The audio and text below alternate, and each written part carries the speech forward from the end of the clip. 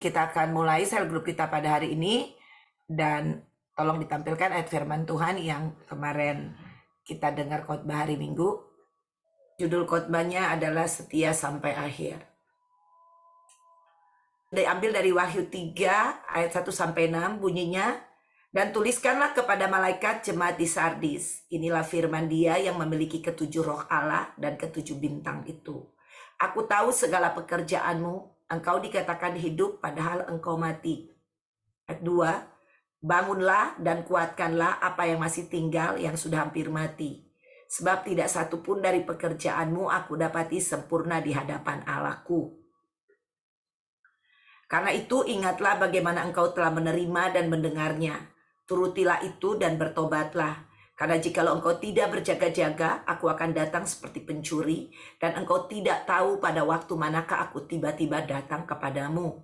Ayat 4. Tetapi di Sardis ada beberapa orang yang tidak mencemarkan pakaiannya. Mereka akan berjalan dengan aku dalam pakaian putih, karena mereka adalah layak untuk itu. Ayat 5. Barang siapa menang, ia akan dikenakan pakaian putih yang demikian.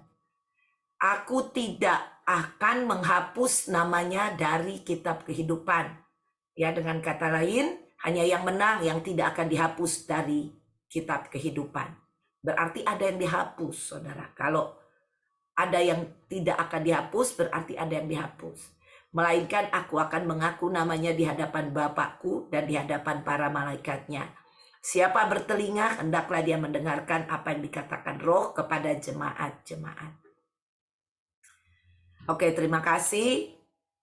Saudara yang kekasih, judul khotbah kemarin adalah Setia Sampai Akhir atau Setia Sampai Mati. Dan kita sudah baca ayat-ayat dari Wahyu 3 ayat 1-6 ini, saudara yang kekasih. Kesetiaan kepada Tuhan itu harus sampai akhir hidup kita. Sampai di akhir kehidupan kita. Demikian juga kita lihat Tuhan Yesus telah mati buat kita. Tuhan Yesus dia telah setia sampai akhir. Dia setia dari missionnya untuk menyelamatkan kita dari hukuman dosa. Dan dia telah naik di atas kayu salib, maka dia sampai mati. Sehingga kita bisa diselamatkan dari hukuman kekal akibat perbuatan dosa yang kita lakukan. Dan saat ini kita akan bahas satu persatu ayat. Coba ditampilkan sekali lagi ayat 1. Dan tuliskanlah kepada malaikat jemaat di Sardis, inilah firman Dia yang memiliki ketujuh roh Allah dan ketujuh bintang itu. Aku tahu segala pekerjaanmu, engkau dikatakan hidup padahal engkau mati. Oke. Perhatikan di sini. Ayat 1 ini berbicara tentang jemaat di Sardis adalah berbicara tentang juga gereja Tuhan yang hidup di akhir zaman atau hidup di hari-hari terakhir. Saudara, kalau kita berbicara akhir zaman sudah dimulai pada waktu Yesus naik ke surga. Dan sampai hari ini, bahkan kita sudah memasuki hari-hari di mana hari-hari terakhir, di penghujung daripada akhir zaman. Tuhan mengingatkan jemaat di Sardis, sama seperti Tuhan mengingatkan juga kepada jemaat yang ada pada hari-hari terakhir ini. Khususnya untuk jemaat di ICC. Dia mengetahui keadaan kita. Tidak ada satupun yang tersembunyi bagi dia. Ini berbicara tentang hidup adalah tuliskanlah kepada malaikat di Sardis, inilah firman Dia yang memiliki 7 roh Allah dan ketujuh bintang itu. Aku tahu segala pekerjaanmu, engkau dikatakan hidup padahal engkau mati. Jadi berbicara hidup di sini berbicara tentang Tuhan atau berbicara tentang firman Tuhan dan kebenarannya. Bagaimana Tuhan telah datang memberikan kita kehidupan. Berbicara tentang kehidupan adalah berbicara sesuatu yang bergerak, sesuatu yang kita bisa lihat ada pekerjaannya di sana. Tetapi kita berbicara kematian itu berbicara sesuatu yang tidak bergerak. Atau berbicara sesuatu yang mati. Tidak ada kebenaran Kristus. Atau sesuatu yang kita lihat tidak bekerja, tidak melakukan apa-apa. Nah, bagaimana jemaat di Sardis ini? Tuhan menegur mereka karena mereka itu dikatakan adalah pekerjaannya itu dikatakan hidup padahal mati. Nah, ini saudara yang kekasih berbicara tentang apa? Berbicara tentang bagaimana kita ini hidup di dalam Tuhan. Kelihatannya kita hidup di dalam Tuhan, tapi sesungguhnya kita ini mati. Artinya kita tidak ada hubungan, ya, tidak ada hubungan dengan Tuhan. Berbicara bagaimana Tuhan tidak dijadikan sebagai Tuhan kita, ya. Jadi berbicara juga mengenai jemaat di Sardis ini, khususnya untuk di akhir zaman ini, berbicara juga kepada kita bagaimana kita melayani tetapi tidak tinggal dalam kebenaran, ya. Dan bagaimana kita melihat ada banyak anak-anak Tuhan, mereka melayani Tuhan, kelihatan melayani Tuhan, ada di dalam gereja, datang hari Minggu ke gereja, bahkan ikut serta dalam pelayanan, menjadi usher, door greeters, menjadi macam-macam saudara yang kekasih. Tetapi mereka tidak melayani dengan hati yang benar. Kehidupan mereka itu tetap tinggal di dalam dosa. Nah, ini yang kehidupan yang mati. Ya, jadi kelihatannya beribadah, kelihatannya melayani, tetapi sesungguhnya mereka memungkiri kekuatan ibadah itu. Mereka memungkiri kehidupan kebenaran itu sendiri. Nah, ini yang terjadi di Sardis, di jemaat di Sardis. Dan ini juga terjadi di gereja Tuhan di hari-hari terakhir ini. Banyak orang kelihatannya pelayanan di gereja baik-baik, tetapi di luarnya juga bikin dosa. Atau melayani Tuhan dengan hati yang tidak tulus. Ya, nah ini Tuhan tidak inginkan. Yang berikutnya ayat yang kedua, dikatakan bangunlah dan kuatkanlah apa yang masih tinggal yang sudah hampir mati. Sebab tidak satu pun dari pekerjaanmu aku dapati sempurna di hadapan Allahku. Nah, saudara yang kekasih, ini berbicara pekerjaan dikatakan yang tidak sempurna. Dan yang kedua, kalau kita lihat di ayat 2 ini, berbicara dibilang katakan bangunlah dan kuatkanlah apa yang masih tinggal yang sudah hampir mati. Nah, berbicara yang sudah hampir mati ini berbicara tentang opportunity yang Tuhan berikan kepada kita. Atau kesempatan yang Tuhan berikan kepada kita. Apabila kita masih hidup sampai hari ini dan kita tetap stay dalam kebenaran, puji nama Tuhan. Ya, tetapi apabila kita tinggal out of kebenaran, di luar kebenaran, marilah kita kembali kepada firman Tuhan. Jangan sampai terlambat. Karena berbicara tentang jemaat ini sedang menuju kepada kematian, ya, dikatakan yang masih tinggal yang hampir sudah mati gitu loh. Artinya sedang menuju kepada kematian, ya. Ini berbicara kalau kita terus berbuat dosa dan kita tidak kembali, ya. Ini saudara sangat berbahaya. Sama seperti Yudas Iskariot, kehilangan keselamatannya. Ya, karena dia terus melakukan dosa. Terus mencuri uang Tuhan dan akhirnya dia menjual Tuhan. Dan end up-nya dia bunuh diri, saudara. Hati-hati. Meninggalkan Kristus itu adalah perlahan tapi pasti. Ya. Dan di sini juga berbicara tentang tidak ada satupun pekerjaanmu aku dapati sempurna di hadapanku. Ini berbicara mengenai pelayanan, saudara. Kalau pekerjaan itu berbicara tentang ada yang dikerjakan, ada yang dilakukan. Nah, tadi saya udah kasih penjelasan tadi di ayat 1 yang berhubungan dengan ayat ini juga. Bagaimana banyak orang bekerja melayani Tuhan, tetapi pekerjaannya itu tidak sempurna di mata Tuhan. Pekerjaan itu tidak diterima di hadapan Tuhan. Pekerjaannya itu sia-sia. Dan saudara, orang yang seperti ini orang yang buang-buang waktu, betul? Ya, karena kelihatannya dia bekerja di ladang Tuhan, tapi dia nol, tidak diterima. Kalau dikatakan tidak sempurna, saudara, ini berbicara bahwa Tuhan tidak menerima. Ya, kita lihat ada di jemaat di lain lagi Tuhan berkata, kamu suam-suam kuku. Suam-suam kuku Tuhan akan muntahkan.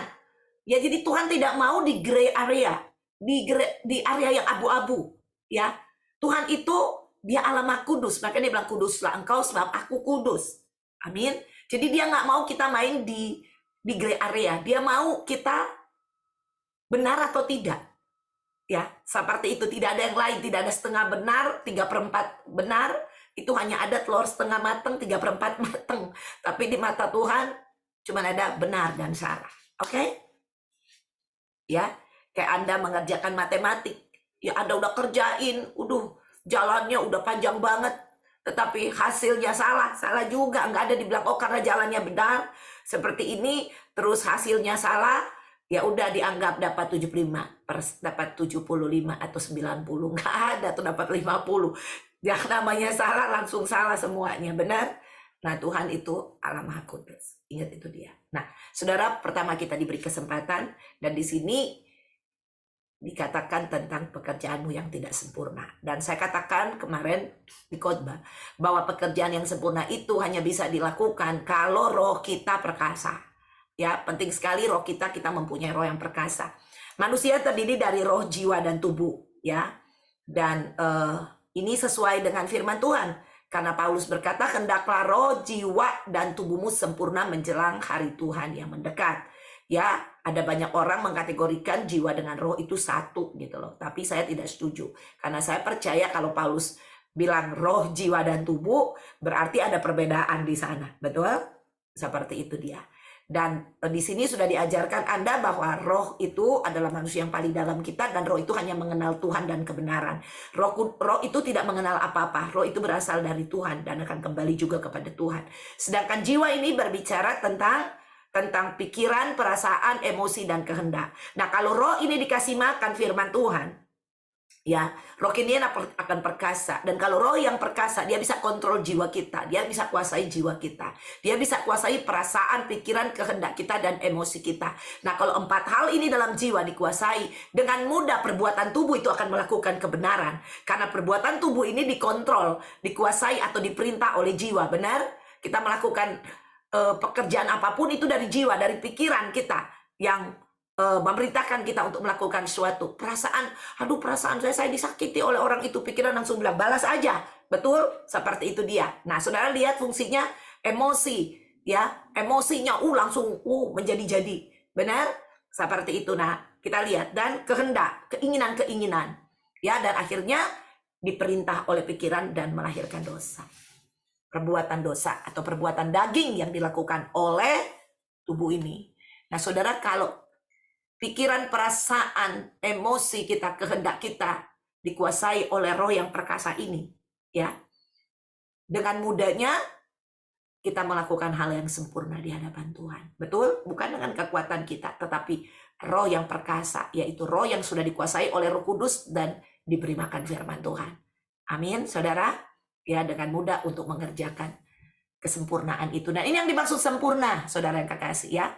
Nah, sekarang kita pergi ke ayat 3. Silakan ditampilkan. Karena itu ingatlah bagaimana engkau telah menerima dan mendengarnya. Turutilah itu dan bertobatlah. Karena jikalau engkau tidak berjaga-jaga, aku akan datang seperti pencuri. Dan engkau tidak tahu pada waktu manakah aku tiba-tiba datang kepadamu. Ya. Saudara perhatikan di sini di ayat 3. Di sini berbicara tentang, dikatakan karena ingatlah bagaimana engkau telah menerima dan mendengarnya, ya.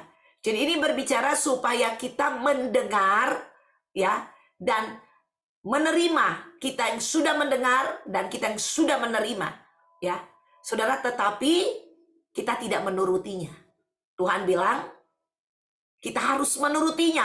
Apa yang sudah kita dengar, apa yang sudah kita terima, kita harus menurutinya. Artinya kita di sini disuruh bertobat. Ya. Tuhan memperingati kita. Ingat, yang ayat 2 dikasih kesempatan. Dan ayat 3 ini, kesempatan itu disuruh dipergunakan supaya kita bertobat. Karena jikalau engkau tidak berjaga-jaga, aku akan datang seperti pencuri, dikatakan, ya. Dan kita tidak tahu pada waktu manakah, dikatakan aku tiba-tiba datang kepadamu. Ya, ini berbicara yang pertama tentang kematian itu kita tidak tahu kapan itu akan terjadi di dalam kehidupan kita. Berbicara bahwa dia akan datang seperti pencuri. Kalau pencuri itu berbicara didatengin, berbicara bahwa kita ini tidak berjaga-jaga. Betul? Nah, kita tidak didapati akhirnya setia pada waktu kedatangan Tuhan dalam hidup kita, atau kematian kita, atau hari terakhir hidup kita. atau hari-hari terakhir hidup kita, kita tidak didapati setia.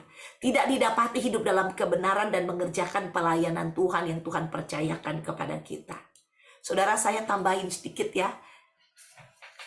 Mengenai, ingat talenta ya. Mengenai talenta, satu dipercayakan satu dipercayakan 2, satu dipercayakan 5.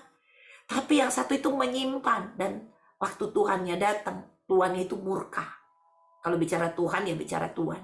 Tuhannya itu murka kepada yang satu ini. Karena dia tidak melakukan apa-apa. Saudara, walaupun kita melakukan, tapi kita nggak tinggal di dalam kebenaran. Itu nilainya seperti satu talenta ini. Ada pekerjaan tapi tidak sempurna, tadi dikatakan. Betul? Jadi kita didapati tidak setia. Tapi yang 2 dijadiin 4, 5 dijadiin 10. Tuhannya bangga ya, dan berkata, mari masuk dalam kebahagiaan Tuhanmu. Amin. Jadi ada yang 2, ada yang 5. Kita jangan iri ya, kalau oh ini kok kayaknya dia pelayanannya saya lebih suka jadi kayak Pastor Desi khotbah gitu loh. Saya cuma disuruh-suruh aja jadi usher seperti itu. Saya mendingan khotbah kan di depan khotbah itu seperti itu. Saudara, kita nggak boleh iri. Saya juga nggak boleh iri. Aduh, enak banget tuh jadi usher, cuma shalom gitu loh. Gua harus siapin waktu, merenungkan, siapin waktu, minta pimpinan Roh Kudus. Karena menyampaikan firman gak boleh salah. Kalau salah jadi pikiran manusia yang terjemahin. Seperti itu. Kita nggak boleh seperti itu. Amin. Apapun yang Tuhan percayakan kita, kita harus lipat gandakan. Kita harus mengerjakan itu dia. Sehingga didapati kita setia. Amin. Dan berbicara juga tentang dia datang seperti pencuri. Kalau ada pencuri datang ke rumah kan kita nggak tahu kapan datangnya. Hari kematian kita nggak tahu kapan terjadi. Saudara, kita lagi nggak setia, kita lagi kita hidup duniawi, kita hidup di luar kebenaran, tiba-tiba hari-hari yang kita hidupi udah hari-hari menjauh dari Tuhan, udah hari-hari nggak penuh dengan kebenaran. Amin. Dan tanpa kita sadari, ya, didapati kita tidak melakukan pekerjaan dengan baik. Yaitu pertama. Yang kedua, berbicara tentang kedatangan Tuhan yang kedua kali juga. Datang seperti pencuri ya, untuk orang yang gak siap.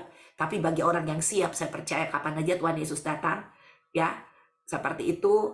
Kapan aja dia mau datang, kita udah masuk masa kesusahan besar atau kita masih masuk masa kesusahan, belum kesusahan besar, atau whatever it is gitu loh, situasi dan keadaan hari ini gitu loh.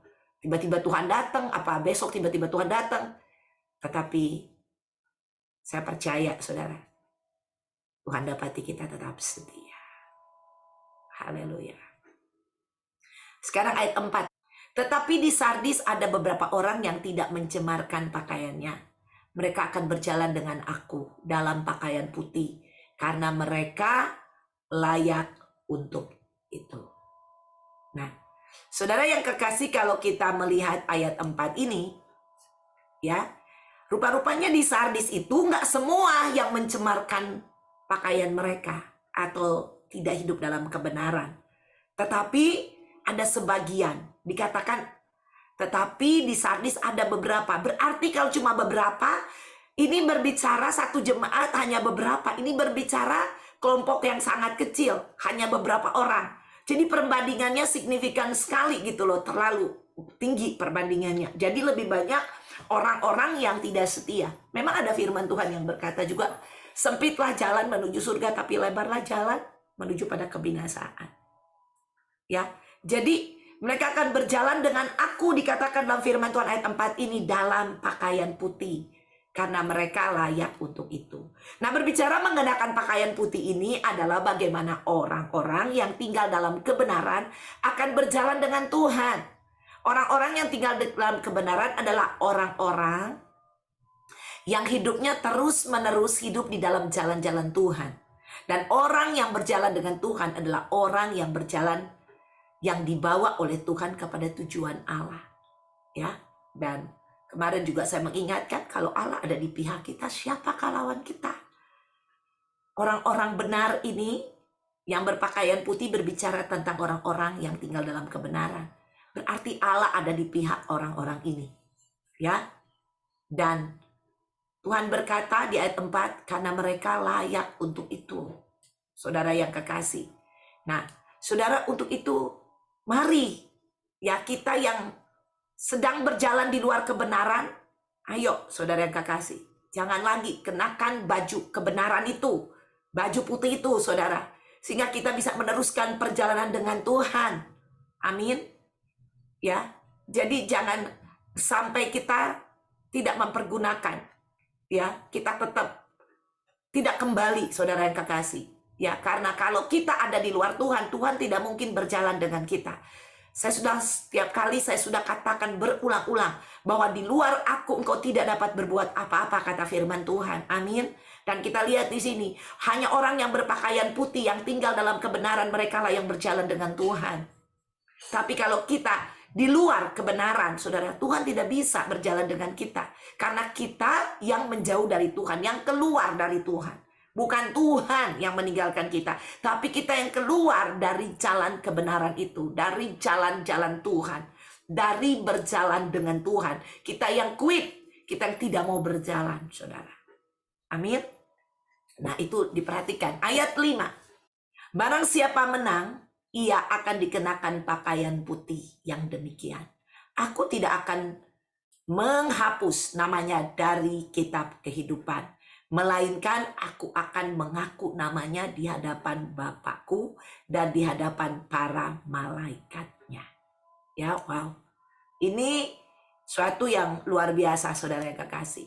Ya, ayat 5 dikatakan, barang siapa menang, berarti tadi saya katakan ada yang kalah.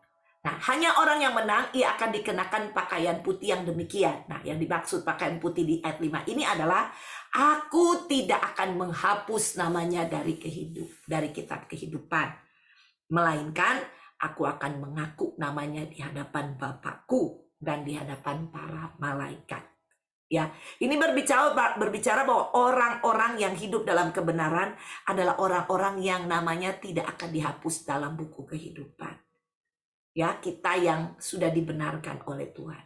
Orang-orang yang percaya kepada Tuhan Yesus, yang menjadikan Tuhan itu adalah tuannya, dan kita adalah hambanya.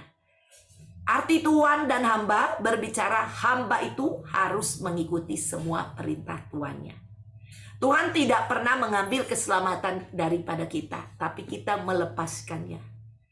Karena kita yang menolak keselamatan itu. Seperti cerita Yudas. Dia yang menjual Tuhan Yesus.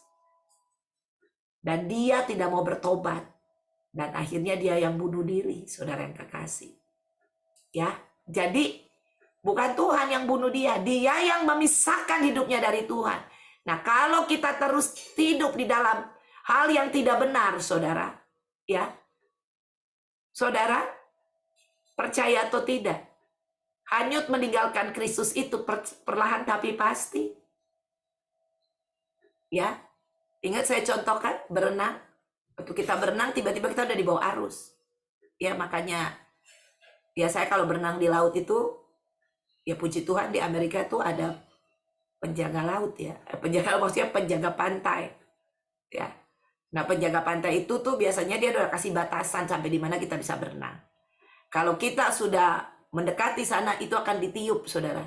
Ya, akan ada periwitannya. Kembali. Penjaga pantainya, lifeguardnya akan suruh kita kembali, saudara. Ya, karena pernah lihat saya ada orang yang tiba-tiba ke sana dan di bawah arus, dan penjaga pantainya langsung dia terjun. Mereka langsung pergi ke sana untuk ambil orang itu. Nah, kalau ada penjaga pantai, ya memperhatikan. Nah, kita ada penjaga yang tidak pernah terlap dan tidak pernah tertidur. Tetapi Tuhan itu tidak memaksakan kehendaknya. Kalau kita yang mau berenang, terus berenang, ya, dan kita nggak mau kembali, ingat, kehidupan ini adalah Tuhan memberikan kita kehendak bebas untuk menentukan kehidupan kita. Ya, makanya ada di Alkitab yang berkata murtad, orang yang murtad. Ya, seperti itu. Murtad berbicara apa? Berbicara orang yang sudah percaya kepada Tuhan dan meninggalkan Tuhan. Ya, jadi ini bisa terjadi. Keselamatan Tuhan berikan kepada kita, tapi kita terus berbuat dosa, dan end up-nya di ujung-ujungnya, saudara yang kekasih, kita akhirnya keluar. Seperti Yudas Iskariot. Ayat 6. Siapa bertelinga, hendaklah ia mendengarkan apa yang dikatakan Roh kepada jemaat-jemaat. Nah, saudara perhatikan. Ini berbicara tentang ketujuh jemaat. Kemarin saya sampaikan, ya. Ketujuh jemaat di Asia Kecil yang dirintis oleh Rasul Paulus, saudara, dibangun oleh Rasul Paulus. Seperti itu, ya. Jadi kita lihat di sini bahwa kita punya telinga semua kan, termasuk saya punya telinga. Jadi mari kita mendengar apa yang dikatakan Roh kepada kita. Ya, jadi yang di atas itu, yang di ayat firman-firman Tuhan semua itu apa yang dikatakan Roh. Jadi Roh Kudus, saudara. Roh Kudus sendiri yang membawa Rasul Yohanes untuk melihat, ya, dan untuk mendengar, menerima perkataan Roh tentang ketujuh jemaat yang ada di Wahyu 2 dan 3. Dan jemaat di Sardis adalah salah satu jemaat. Dan nanti juga kalau nanti saya juga bisa nanti mungkin berkhotbah tentang ke-6 jemaat lainnya. Jadi ada juga jemaat yang dipuji oleh Tuhan, jemaat yang seperti apakah yang dipuji oleh Tuhan. Ya. Oke. Ini saja dan yang bisa saya review untuk Anda semua. Dan saat ini kita akan masuk dalam pertanyaan. Silakan siapa yang mau lebih dulu. Oh, silakan boleh dia. Iya, terima kasih Pastor Desi untuk reviewnya. Pertanyaan saya, ini masuk konteks nggak ya? Maksud saya, pertanyaan saya yang dari Wahyu 1 itu dikatakan dan tuliskanlah kepada malaikat jemaat di Sardis, inilah firman Dia yang memiliki ketujuh roh Allah. Pertanyaan saya, apakah Allah memiliki 7 roh? Jadi 7 roh Allah ini maksudnya apa gitu, Pastor? Ketujuh roh Allah. Ketujuh roh Allah ini ada banyak tafsiran, tetapi saya lebih kepada yang saya percaya berbicara tentang kesempurnaan. Ya, jadi berbicara tentang ketujuh roh Allah ini berbicara tentang 7 jemaat juga, bagaimana roh itu pergi ke setiap jemaat, berbicara kepada jemaat-jemaat. Ya, jadi berbicara angka 7 itu angka yang sempurna. Jadi berbicara tentang kesempurnaan daripada Roh Kudus.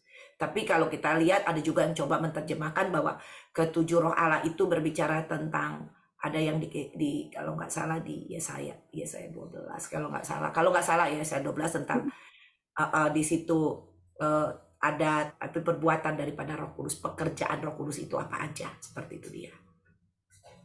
Ya, kalau kita lihat seperti itu, tapi saya lebih condong yang itu dia. Berbicara tentang kalau angka 7 itu berbicara tentang kesempurnaan. Oke, iya. Terima kasih Pastor Desi.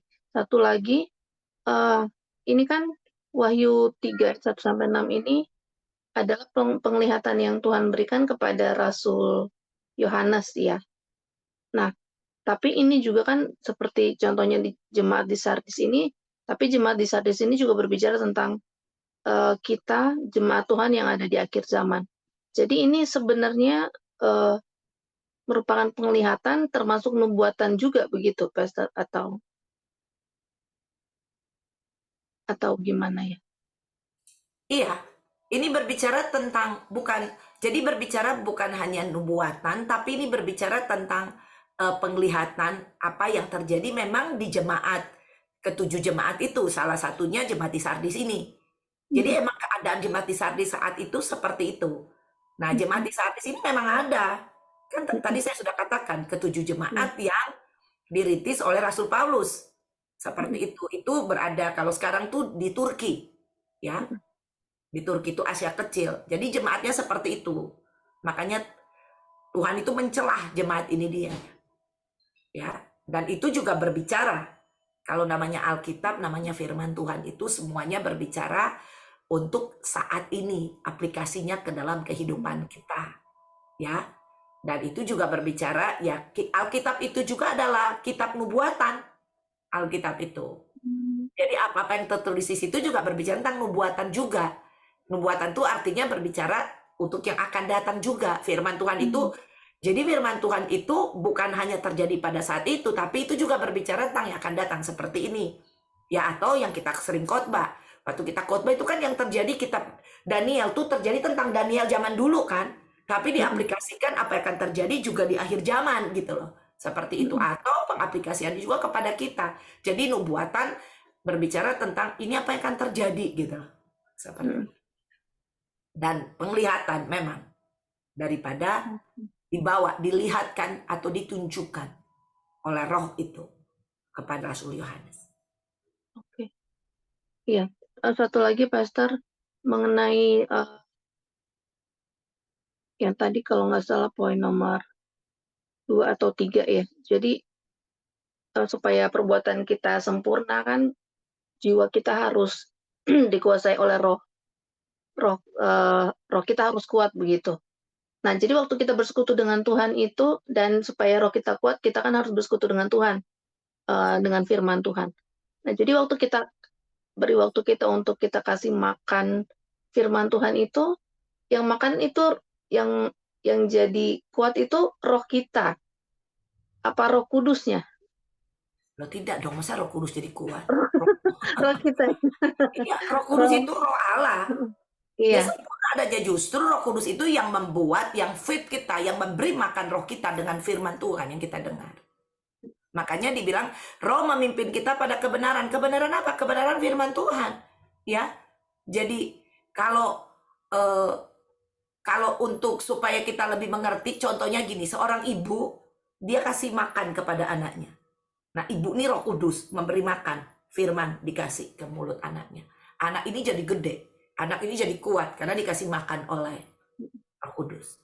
Ya, seperti itu. Tapi tentunya ada makanannya dong. Nah, makanan ini firman. Kalau nggak ada makanan, mau dikasih apa? Makanya Roh Kudus nggak bisa bekerja tanpa kebenaran.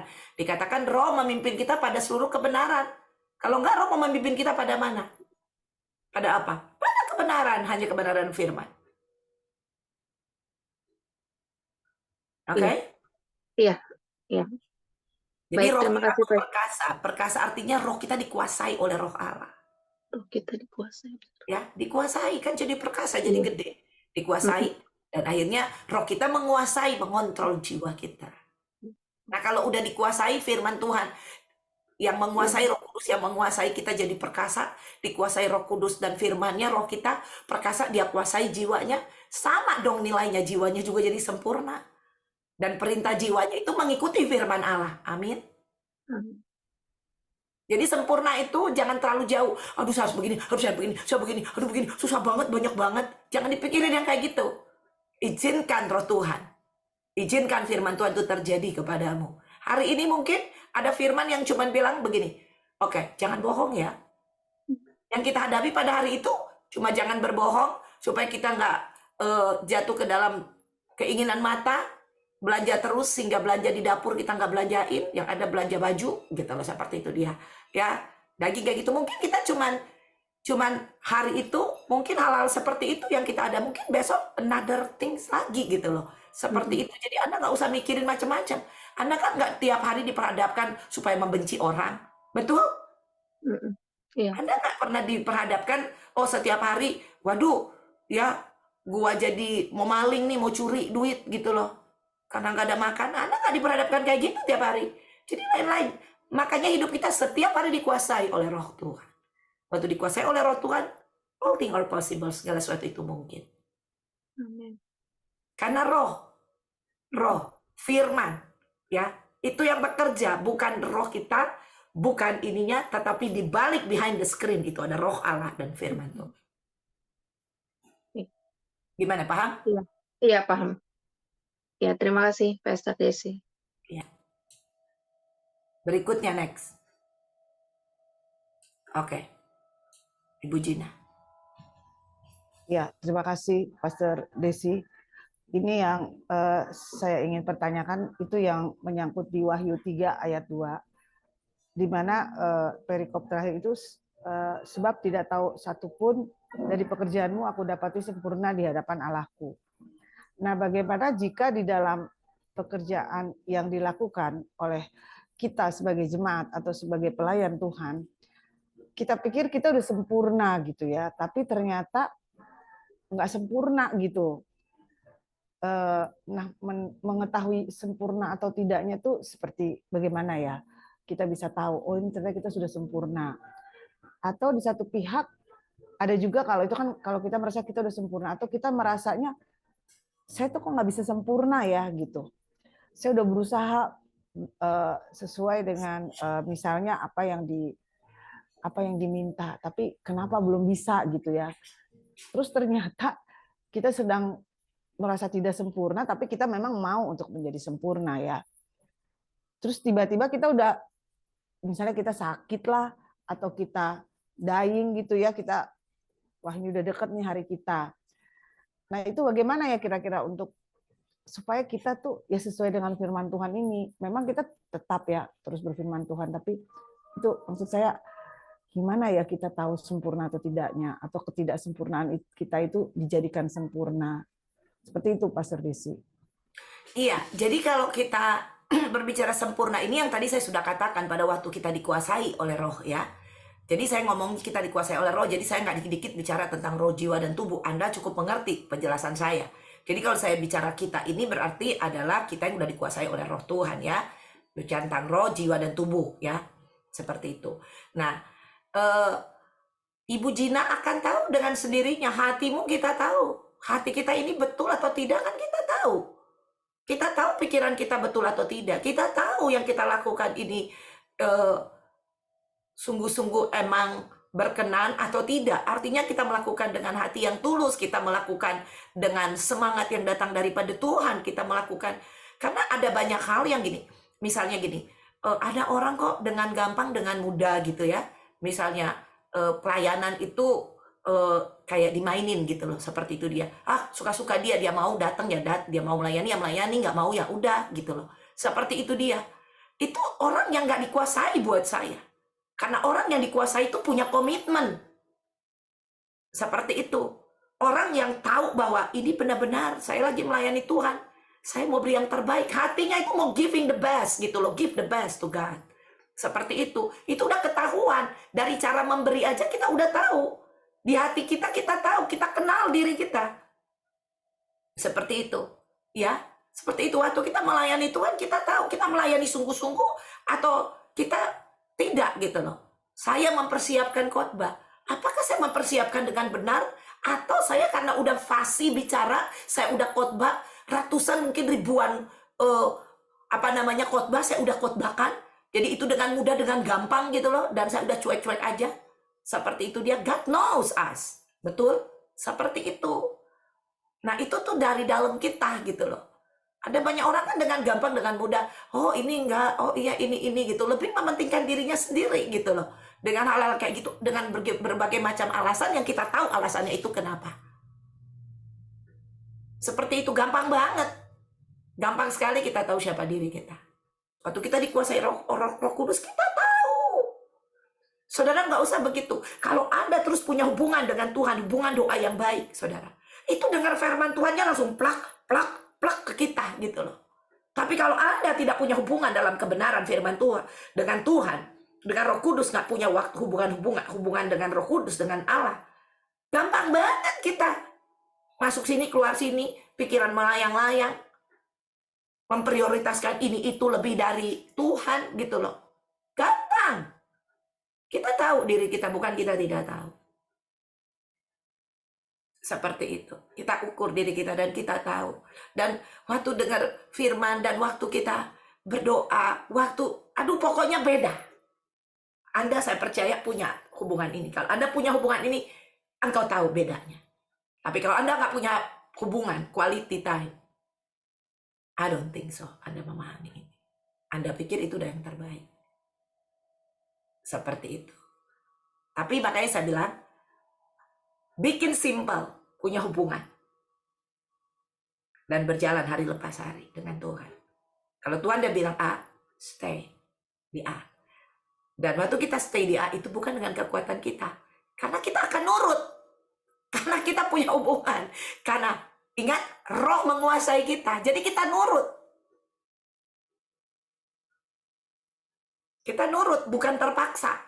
Bukan dalam nama Yesus, dalam nama Yesus biar gua nurut. Itu namanya nggak punya hubungan, memaksain diri. Yang saya bilang berdoa, tapi masih ngantuk-ngantuk, itu dia. Seperti itu dia, ya. Nah, kalau Anda tahu mau berdoa pagi, tidurlah yang baik kalau punya waktu tidur. Tapi sekalipun tidak punya waktu tidur yang baik karena Anda melayani Tuhan atau Anda melakukan sesuatu untuk Tuhan, ya, atau pekerjaan yang Anda lakukan, ya, aku percaya Tuhan memberikan kita kekuatan. Tapi kalau Anda tidur, pastor saya 4 jam tidur, tapi ngapain main handphone melulu, lihat sana lihat sini dan doing something yang nggak benar seperti itu, terus cuma tidur 4 jam, saya ngantuk banget, saya lawan, itu nggak punya mental yang baik itu. Kalau Anda tahu pagi-pagi Anda butuh untuk tidur, tidurlah kalau Anda punya waktu. Kecuali, aduh Tuhan saya cuma tidur 2 jam nih karena saya pelayanan Tuhan, atau saya melakukan ini Tuhan. Aku minta kekuatan Tuhan bekerja, pasti bekerja.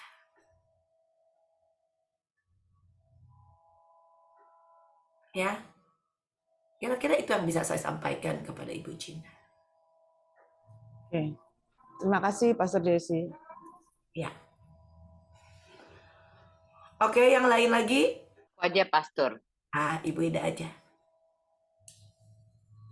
Pastor, aku mau nanya yang ayat 4 ini deh, yang dia bilang, tetapi di Sardis ada beberapa orang yang tidak mencemarkan pakaiannya. Apakah maksudnya orang ini sempurna yang ditemukan sama dia ya? Tidak bercacat, seperti itu kah? Tidak Ya, berdosa sama sekali. Ya itu yang tadi kan dibilang tidak didapati sempurna. Ya, itu jelas-jelas sempurna bilangnya, bukan macam-macam. Tapi sempurna. Ya. Berarti perfect, exactly seperti apa yang Tuhan inginkan. Itu maksudnya. Orang-orang didapati seperti yang Tuhan inginkan. Ya, jadi gini, tadi saya udah kasih tahu, sempurna itu Ibu Ida.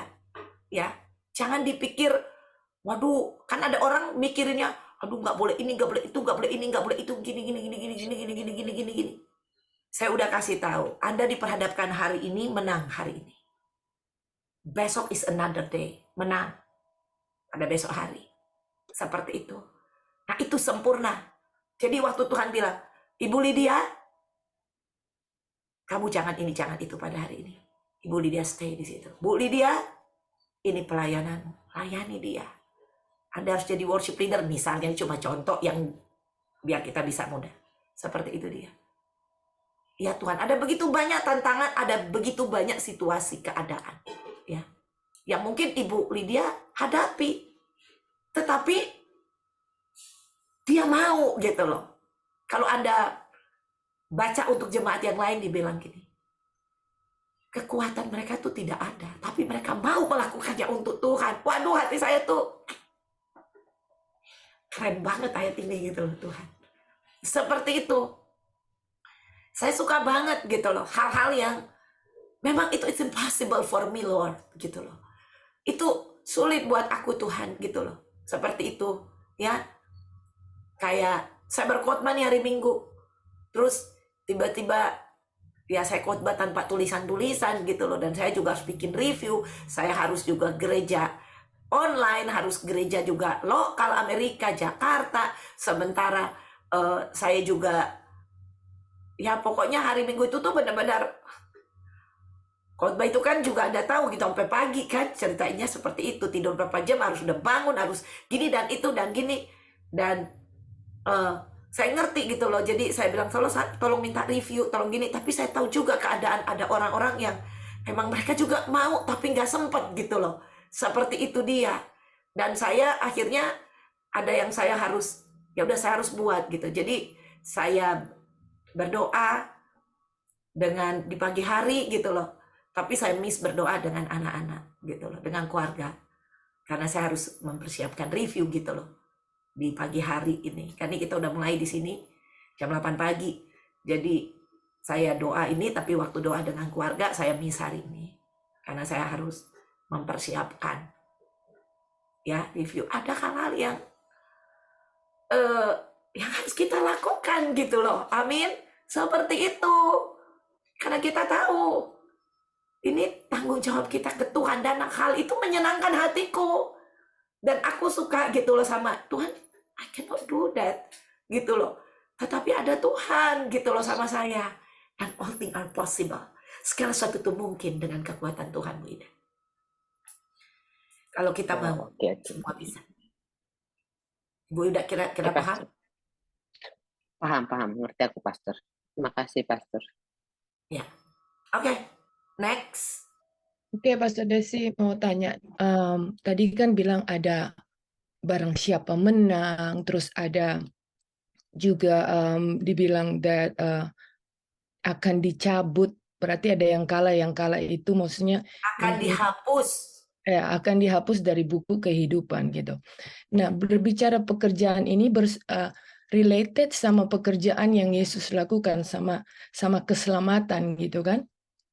Jadi kesannya itu ada kesannya sampai akhir, terus akhirnya pekerjaan kita yang dilihat karena tidak sempurna dan nama kita dihapus dari buku kehidupan. Jadi maksudnya itu apa ya?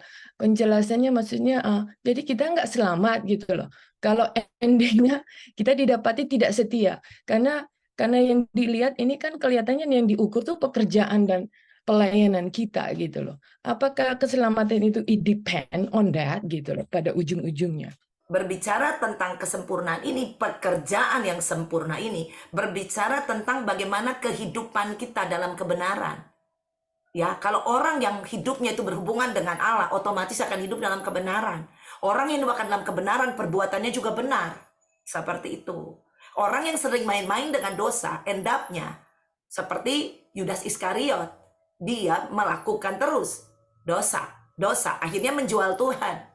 Bukan Tuhan yang ambil keselamatannya. Seperti itu. Makanya didapati pekerjaanmu tidak sempurna. Itu karena berbicara jiwanya yang gak dikasih makan firman. Jiwanya yang tidak hidup dalam kebenaran. Kenapa jiwa seperti ini? Karena roh kita tidak diberi makan oleh firman Tuhan. Seperti itu. Kita gak sediakan waktu-waktu kita. Kan saya udah jelaskan sebelumnya. Kalau orang-orang yang hidup di dalam kebenaran itu adalah orang-orang yang dikuasai oleh Roh Kudus. Oleh firman Tuhan. Yang punya makanan firman Tuhan setiap hari. Makanya sediakan waktu-waktumu. Kalau orang-orang yang gak menyediakan waktu akan dengan lemah. Jiwanya lemah. Saya gak percaya Yudas punya hubungan dengan Tuhan. Kelihatannya dia pergi kemana-mana dengan Tuhan Yesus. Dia lihat Tuhan Yesus melakukan mujizat. Tetapi dia tidak punya hubungan secara pribadi. Secara yang di dalam dia gak punya hubungan. Ignore. Sama seperti kita kan. Kayak gitu. Kita datang ke gereja mungkin. Telinganya ada di mana, bukan ada di situ. Pikirannya ada di mana, bukan ada di situ. Dan mendengar, tiba-tiba dikatakan seperti penabur. Ingat, firman itu jatuh di tanah yang berbatu-batu. Ingat, di tanah yang berduri. Seperti itu. Tidak subur. Nah, seperti itu. Nah, otomatis pekerjaan kita tidak benar. Makanya tidak dapat satunya sempurna. Karena yang jiwa itu dia. Gak sempurna. Makanya saya bilang itu sangat mudah. Kalau kita punya hubungan dengan Allah, saya percaya banget. Kita akan melakukannya dengan benar. Karena jiwa kita dikuasai. Amin. Ya. Kira-kira itu Bu Diana. Jadi pekerjaan itu identik dengan kehidupan rohani kita. Pekerjaan pasti gak benar kalau kehidupan rohani kita gak benar. Nah itu dia. Akhirnya didapati tidak benar. Karena kehidupan yang gak benar. Makanya dibilang di atas pekerjaan. Dan di ayat berikutnya itu berbicara tentang apa? Orang-orang yang menggenakan baju putih yang tinggal dalam kebenaran. Bisa dilihat di situ perbedaannya. Di sini berbicara tentang pekerjaan yang tidak sempurna. Di sini berbicara tidak menggenakan baju putih atau orang-orang yang memakai baju putih hanya beberapa orang. Berarti hanya beberapa orang ini yang melakukan pelayanan dengan benar. Pekerjaan yang dianggap sempurna. Makanya tadi Ibu Ida tanya. Oke? Siapa yang paham?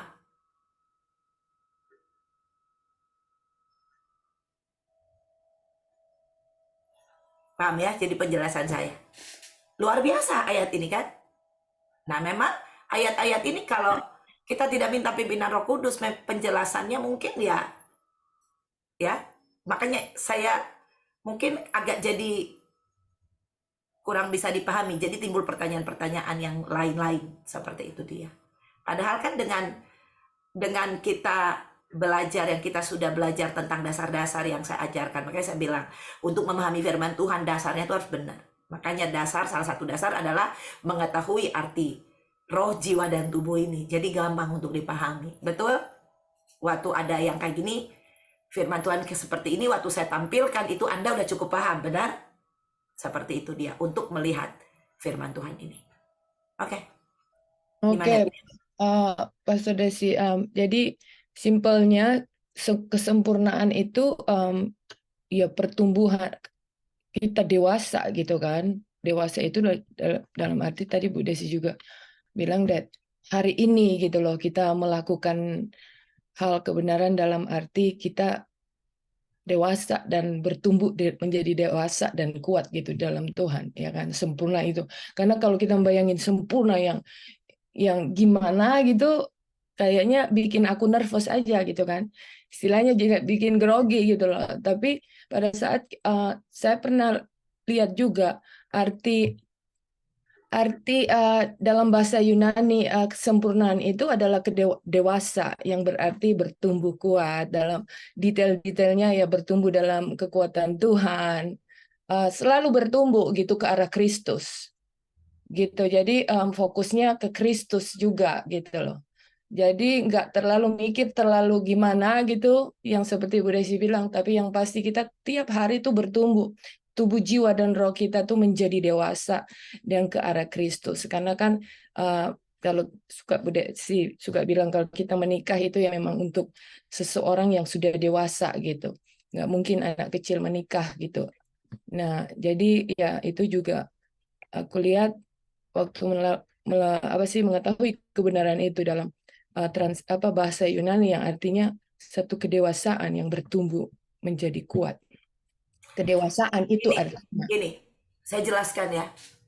Jadi berbicara dewasa di sini, arti bahasa Yunani itu berbicara orang-orang dewasa itu punya kemampuan untuk melakukan hal-hal, ya, hal-hal yang anak-anak kecil tuh nggak bisa lakukan. Hal-hal yang sulit tuh orang dewasa lebih bisa bukan lebih bisa, memang bisa melakukannya. Misalnya memasak, pergi ke kantor, pergi ini, melakukan itu semua tuh orang-orang dewasa punya kemampuan untuk berpikir. Makanya anak-anak kecil ini dia, kalau Kristen anak-anak itu jadi ada 3 level. Kristen bayi, anak-anak, sama Kristen yang dewasa, remaja ya, dan dewasa. Seperti itu. Nah, Kristen yang dewasa ini tidak ada lagi pertumbuhan, mau bilang bahwa bertumbuh lagi. Dewasa gitu loh. Ya cuma dikatakan dewasa. Ya, seperti itu. Orang-orang yang dewasa adalah orang-orang yang terlatih. Ya, artinya orang-orang yang sudah terlatih, dia udah tahu. Misalnya kita seorang ibu rumah tangga, kita udah terlatih, udah tahu kita. Oh, cara pasang kompor seperti apa, cara masak seperti apa, potong bawang seperti apa, potong sayur seperti apa, itu udah menjadi kehidupan kita sehari-hari. Seperti itu. Jadi udah terlatih, oh memasak ini, oke, apa dulu yang ditaruh. Jadi kita udah ada ilmunya.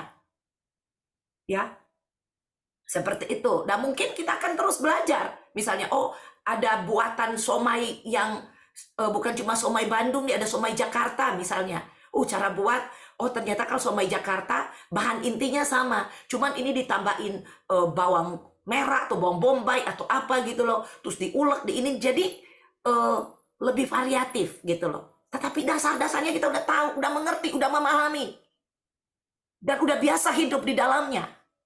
Amin, paham ya? Seperti itu. Nah, ini orang-orang yang terlatih. Tapi kalau disiplin aja belum terlatih, ini anak kecil. Bagaimana anak kecil mau jadi pengantin Tuhan? Paham ya? Seperti itu. Tadi kita nyanyi, like a bride, waiting for her groom, will be the church. Benar?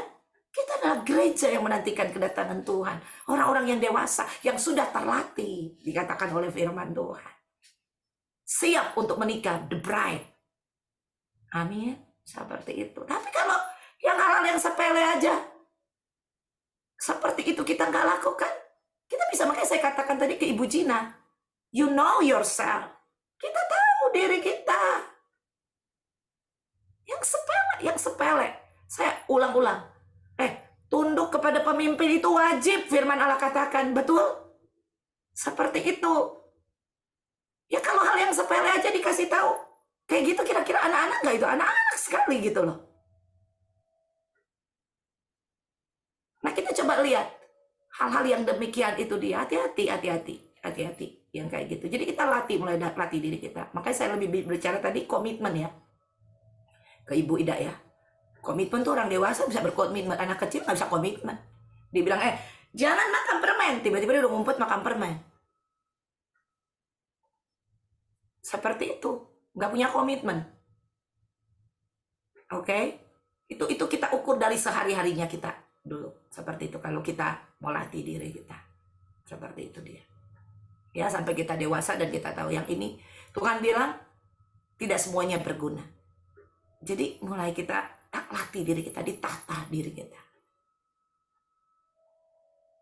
Ya, kira-kira itu Ibu Diana. Jadi nggak usah mikir juga terlalu jauh tentang kesempurnaan. Ini yang saya bilang, aduh kayak nggak boleh gini, tapi ikutin. Apa yang benar itu kita ikutin. Karena itu firman Tuhan yang bilang. Kalau nggak, dihapus dari buku kehidupan. Bukan saya yang bilang. Tapi firman Tuhan. Dia nggak pernah ambil keselamatan itu. Tapi Yudas Iskariot ini yang menjual Tuhan. Seperti itu Tuhan nggak? Tuhan nggak ingatkan loh kepada dia pada waktu di perjamuan terakhir. Ya, seperti itu. Tapi pikirannya udah ke sana terus. Makanya di Alkitab bilang ada yang murtad. Ada yang murtad. Seperti itu dia. Oke? Kira-kira itu. Tapi berbicara upah juga, berbicara pekerjaan ini juga berbicara sebenarnya upah juga nanti kan. Ya, upah. Tuhan hargai itu. Tuhan akan beri kita upah. Suatu hari nanti kita akan terima upah. Ingat yang saya udah khotbahkan tentang upah. Seperti itu. Ya. Nggak usah susah-susah pikirannya. Latihlah diri kita. Mulai hari ini kita mulai mempunyai komitmen. Luruskan komitmen kita kepada hal-hal yang benar. Seperti itu dia. Ya. Seperti itu. Ayo kita sungguh-sungguh. Lebih sungguh lagi kan dikatakan tadi. Tuhan berikan bangunlah engkau yang hampir mati. Artinya berbicara opportunity, kesempatan buat kita. Ya. Jadi pergunakan kesempatan yang ada. Haleluya. Oke. Udah Bu Diana? Really quick Bu Desi. Ini Oh ya yang nggak apa-apa. Take your time. siapa bertelinga hendaklah ia mendengar. Ini berbicara tentang telinga rohani kan, yang nggak mendengar. Berarti ada telinga rohani belum tentu mendengar ya.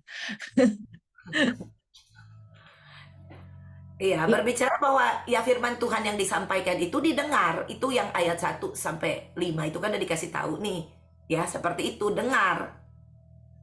Dengar bukan cuma hanya kita dengar, tetapi kan tadi di atas juga dibilang yang sudah dengar dan menerima. Seperti itu dia. Nah, itu penting banget. Jadi kita juga harus mendengar gitu loh. Dan kita terima itu. Artinya apply itu di dalam kehidupan kita. Oke? Ya, oke. Thank you. Itu aja. Alright. Silakan, Bu Marsha. Aku sih singkat aja Pastor Desi. Jadi kalau kita bahas tentang judul firman Tuhan Pastor Desi adalah kan setia sampai akhir. Udah banyak sekali pengertian setia terus sampai akhirnya bagaimana. Berarti artinya kalau orang tidak setia, berarti kan itu bagian dari dia akan mengalami kebinasaan. Seperti itu aja kan kira-kira. Pastor Desi. Secara simpelnya karena kan pengertian setia tuh udah dijabarin sampai akhir juga udah. Jadi kalau tidak itu berarti ujung-ujungnya binasa. Hampir sama sih sebenarnya dengan Bu Diana tadi aku mau nanya itu. Jadi apa nih maksudnya? Jadi berarti apakah benar pengertian aku? Jadi artinya kalau tidak setia sampai akhir atau ya tidak setia sampai akhir lah. Berarti ujung-ujungnya menuju kepada kebinasaan. Apa kita tidak ada di buku kehidupan seperti itu kan? Pasti seperti itu ya. Ya kalau Ibu Marsha nggak setia sama Kristus sampai akhir, kira-kira kemana? Itu begitu aja ceritanya. Ya, kalau Ibu Marsha nggak setia sama Kristus sampai akhir, kira-kira gimana? Kalau kamu nih punya pacar, terus kamu nggak setia sama dia, mau kawin sama dia sampai akhir, mau kawin nggak? Saya mau nanya nih sama kalian. Itu kan gampang. Kira-kira pacarnya mau kawin sama kamu yang nggak setia sampai akhir? Ada yang mau loh Pastor Desi. Itu kalau yang mau itu berarti laki-lakinya laki-laki nggak benar. Kalau Tuhan Yesus, dia Allah yang benar. Kita berbicara kebenaran. Kalau laki-laki yang benar nggak mau. Mumpung belum menikah, nggak mau dong sama laki-laki sama perempuan yang nggak benar. Seperti itu, nggak mau bertobat. Sampai di akhir udah mau menikah tetap nggak, masih menyeleweng, nggak mau bertobat. Mau? Nggak ada yang mau. Orang normal aja nggak ada yang mau. Misalnya udah dibilang-bilang dia tetap dia main cowok sampai hari pernikahan mau menikah masih main cowok. Mau dia? Nggak ada yang mau. Kalau ada yang mau, laki-laki nggak benar itu. Itu udah cinta buta namanya. Tidak sama Tuhan. Dia tahu, dia Allah yang benar, dia tahu kebenarannya. Seperti itu. Dan perempuan yang nggak benar juga seperti itu. Ya.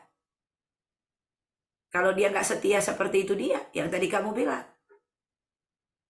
Ya nggak bisa. Dianya sendiri juga yang merasa dirinya aneh. Coba kalau kita nggak setia, kita main terus. Terus hati kita benar gitu. Hati kita, aduh ya deh gue mau kawin deh sama dia. Pasti kita juga. Kenapa nggak setia? Ya nggak fokus sama dia, ya nggak cinta sama dia. Nggak mungkin lah kita mau terusin juga pernikahan. Perempuan nggak setia karena apa? Ya dia merasa, ini lakinya nih, bukan ini idolaku, saya nggak cocok. Atau ada macam-macam yang dia inginkan lebih dari itu. Betul? Yang normal kan begitu. Dia juga nggak mau lah menikah. Oke? Gimana Bu Mar? Oke. Iya Pastor Desi. Masya mau setia dong sampai akhir. Amin. Oh iya dong harus. Iya, amin. Nah itu yang saya mau dengar. Iya. Tapi Bu Marsha luar biasa. Bu Marsha yang luar biasa, Tuhan yang ada di dalam yang memimpin ya. Puji Tuhan. Amin. Terus setia kepada Tuhan, komitmennya terus. Ya apapun itu terus. Ya kita orang-orang yang dewasa yang sudah terlatih dengan kesetiaan kepada Tuhan. Makanya Tuhan bilang, engkau setia perkara kecil, aku akan berikan kau perkara yang lebih besar. Benar? Dan terus menerus dikasih setia. Dan sampai akhir kita tetap setia. Haleluya. Yang terakhir, silakan Bu Melisa. Ya, Pastor. Jadi yang pekerjaan di sini sebetulnya berbicara setiap aspek dalam kehidupan kita ya, Pastor. Jadi kalau misalkan ini bukan hanya kehidupan rohani, tapi sehari-hari, kehidupan melayani juga akan seperti itu gitu ya, Pastor ya. Jadi saya bayangkan jika ada orang melayani dan kemudian dia quit, mungkin di dalam kehidupan rohaninya itu hubungan dengan Tuhan itu tidak kuat, sehingga tadi seperti yang Pastor jelaskan, ketika roh kita tidak perkasa, maka jiwa kita dengan sendirinya akan menjadi lemah. Jadi setiap firman-firman itu yang didengar itu tidak menjadi hidup, tapi jadi menimbulkan kekecewaan buat orang tersebut gitu ya, Pastor.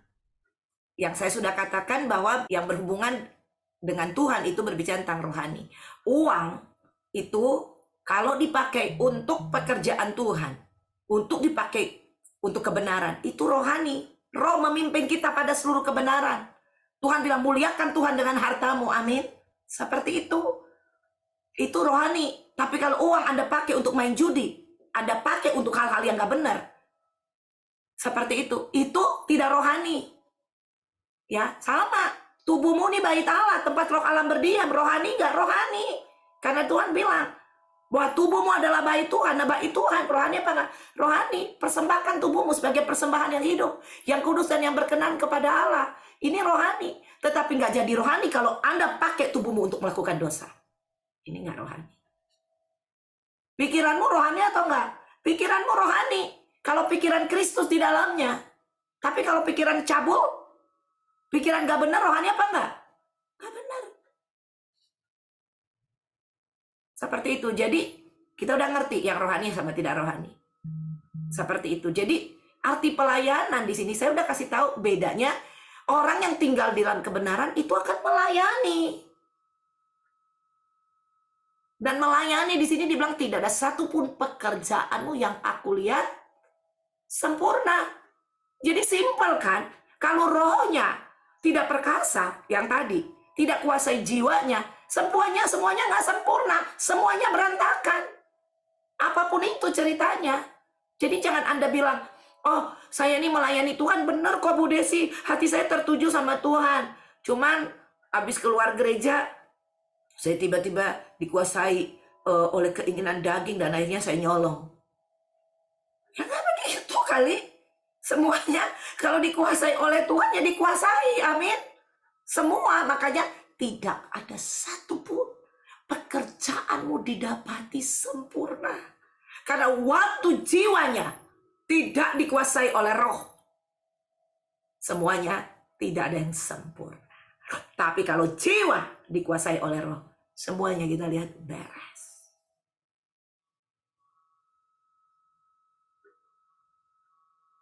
Amin. Ya, seperti apapun pelayanan yang dikasih sama Anda beres.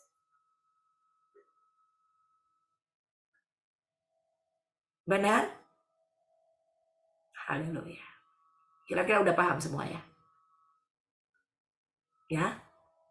Dalam hal ini, sebelum saya tutup, saudara yang kekasih, ini berbicara tentang personal, kehidupan pribadi kita. Jadi nggak ada cerita tentang si A, si B, si C, si D, si E, si F.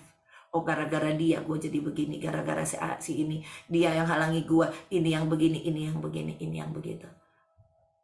Tidak ada alasan. Amin. Kita harus mengambil keputusan dalam hidup kita. Kita harus beri keputusan. Yang tahu, yang saya percaya pasti, kalau kita punya kehidupan yang benar, hubungan yang benar dengan Tuhan, ya pasti kita akan jadi berkat dimanapun kita berada. Ya, itu aja. Masih ada pertanyaan? Udah semua udah beres? Intinya udah dapat ya? Oke. Tuhan memberkati kita semua. Dan sampai ketemu di sel-sel grup. Dan jangan lupa ya, tetap semangat di dalam Tuhan. Jadi orang-orang yang terlatih. Ya, amin. Amin. Nama Tuhan dipermuliakan.